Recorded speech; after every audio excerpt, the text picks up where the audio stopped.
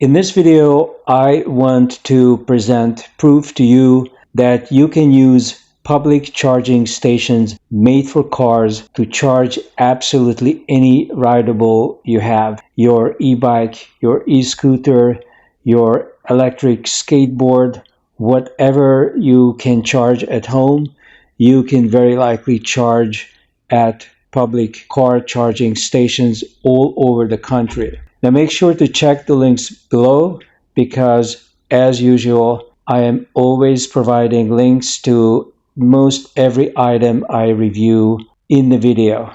In addition, I have my shopping page where you can find a whole lot more stuff that I don't necessarily cover in every video, but which are important. So at first I want to start with the car, then move on to the bicycle, e-scooter, and similar rideables. Let's start by looking at the Tesla charging process. Tesla was the first to start this whole thing.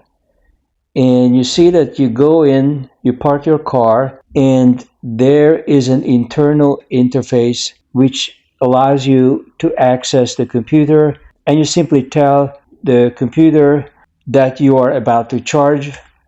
It should recognize, it should open the port, and that's pretty much it. You get out and you take a plug, very similar to a gas station, but notice that you don't need to put in your credit card.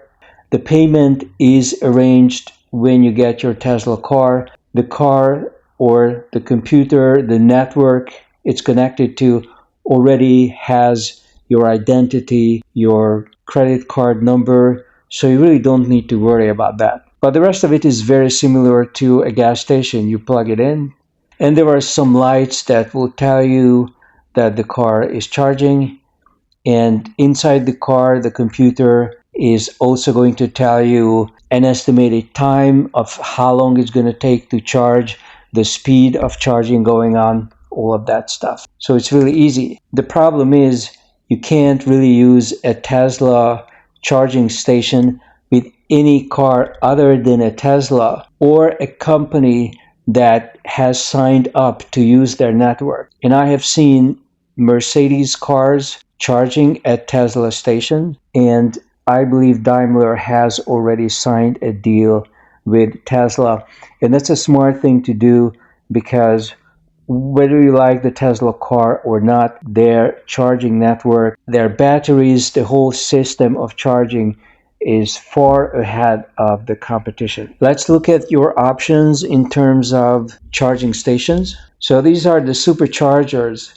Tesla also has slower chargers. The Tesla supercharger you really cannot use with every car, and definitely you cannot use it with a bike or a scooter because its power is way above 240 volts. And you want the 240 charging stations. In fact, there are some that are only 110, just like the outlet you have in your wall at home, but most of them are going to be 240. So we cannot use the Tesla chargers with most any electric car, bicycle, scooter, or anything else. Do we have any other options? I could type in ChargePoint to see the locations. And you'll notice that ChargePoint is also all over the place. It's very easy to find them. If you have a ChargePoint account, which I do have, then they give you a much more detailed map. On the map, you get all the information, how many plugs are available, and the speed of the individual station or the plug. You cannot use a Tesla, but you can use most of the others. And I would strongly recommend that you use ChargePoint because it is by far the most reliable, most user-friendly, and the app just works great. They are also very ubiquitous. They are all over the place. Now, ChargePoint claims that you can just swipe a credit card like at the gas station, but I had no success with it. I do recommend that you go to their website, open an account, enter your credit card number and your personal information. Once you have the app on your phone and your account set up, you should have smooth sailing because you have many stations and it's as easy as swiping with your phone. So for example, if I'm here, I can check on all these stations. This one has 9 available plugs. I can look at this plug, for example, and it's going to give me the speed. You want a basic speed. You don't want or need fast charging. 567 kilowatts is basically what you get. For a car, this means charging for 7 to 10 hours to fully charge up the car. But if you don't have a car, if you have a scooter or a bike, could be a Brompton electric, could be any of the e-bikes out there. If you have a rideable like that, it's going to be basically the same time that it would take to charge at home. And here is why. If you look at the controller, this controller plugs into the wall socket just as any other electric device at home. It has either 2 prongs or 3 prongs, but it's your standard 110 volt wall socket in the US. However, if you take a closer look at the box itself, you're going to see something like here. Input can be 100 to 240 volt. The so-called level 2 ChargePoint stations have 240 volt. So if you had an adapter to connect the plug to, this plug, then you would be able to connect to the station. And unlike with the Tesla system, where they know whether you have a Tesla or approved equipment connecting or not, the ChargePoint doesn't really care what you are connecting. It thinks that you are a car, but it doesn't matter what it thinks because it's going to give you the charge anyway. So you need an adapter. And I bought my adapter here on Amazon for measly 33 bucks. I'm providing a link below just in case you want to check it out. If you go to a ChargePoint station, you'll see this kind of a plug. Some of them, the high speed chargers, have another additional section, but we don't care about that. We only care about this single piece with the 5 holes in it. Notice that you connect the plug from the ChargePoint station into this, and then it turns into this pretty standard 3-prong plug, and you can also use a 2-prong on it. I'm not sure what this little gap here is, but it has not been a problem for me. This is a parking lot, and the nice thing is some of the municipal and even residential parking lots may charge you to park a car, but they don't care about your bicycle or scooter coming in. So you can go in there, and if they provide free charging, which is the case at this municipal lot, then you can charge for absolutely nothing. And here's the charging unit with 2 plugs available. And so I just moved in here, and this is what it looks like. This is the place where you want to swipe your phone with the app. I don't think a credit card works, although they claim that it does. But I do recommend that you get the app and install it on your phone if you're going to use this feature. There are some buttons here which are fairly easy to understand. Here it says price. This is like a systems menu, help. So it's fairly easy. It's just like any smartphone, really. If you know how to use a smartphone, you will have no problem. And here is another video showing that I am connected and I am already charging. Of course, it thinks that I'm charging a car, and the time elapsed is only 4 minutes so far. So here it is, and I'm using the menu. I'm playing around a little bit. It is very easy to understand. Notice that I removed the plug. Once you swipe your phone, you don't need to have an in-car computer to authorize a charge. You authorize it on the app on your phone, and then the plug opens up. Otherwise, it's securely there. You cannot pull it out. And I'm connecting it to my adapter and via the adapter into the controller. And the controller is connected just like as if you were at home or indoors, connected to a wall socket. Here is another look of my setup. This is my e-scooter, and this is the adapter, which allows me to basically connect here. You can see it a bit closer here. It's connected into the scooter the same way as it otherwise would.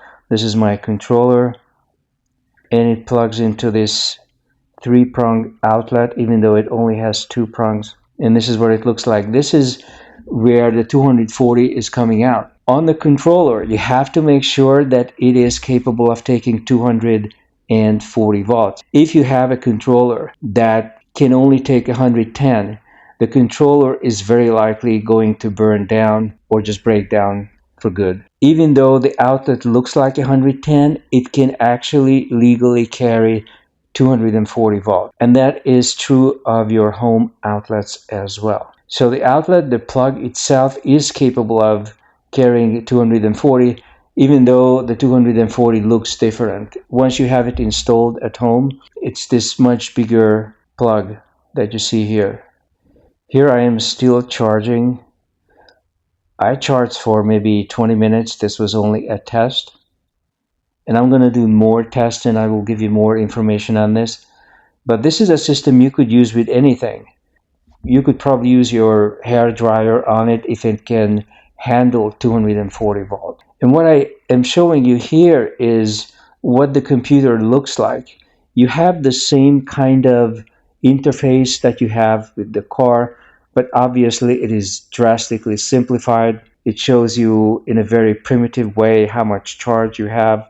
There is a speedometer. There are three electronic gears in it: economy, medium, sports, or high speed, whatever it's called. But it's the same thing that you saw in the Tesla in the beginning, except you don't have to tell it that you're going to charge. It's not that sophisticated. I want to show you a very important thing. Your speed when you're charging like this is going to be the same as your speed at home.